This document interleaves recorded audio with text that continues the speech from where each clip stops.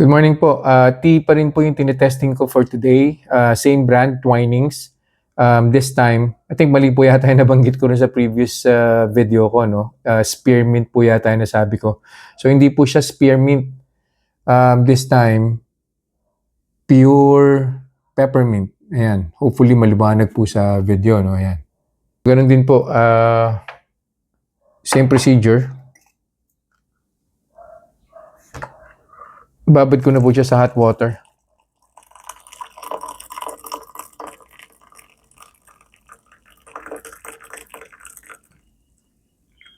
Ayan. By the way, kumuha na po pala ako ng baseline blood sugar. 97 po currently. Of course, kinuha ko po yan via the OTAI CGM. Ito po. So, galalagyan ko rin po ito ng stevia drops. Mga 6 drops lang po.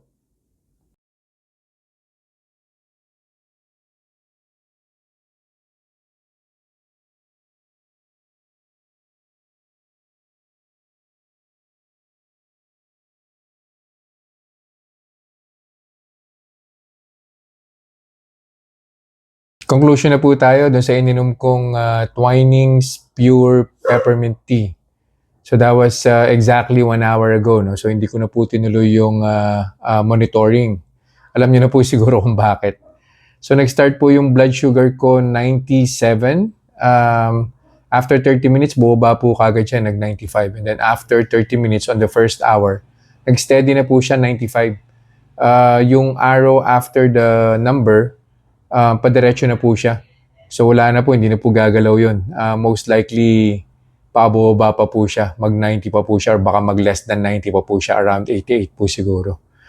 Not unless kakain po ako. Siyempre pag kumain po ako, aangat po ulit yun ng bahagya. Ang conclusion po natin, wala pong problema. Si Pure Peppermint Tea ni Twinings. So kung napadami po yung kain niyo, of course, yung kinain niyo po is safe po for diabetic. No? Make sure lang.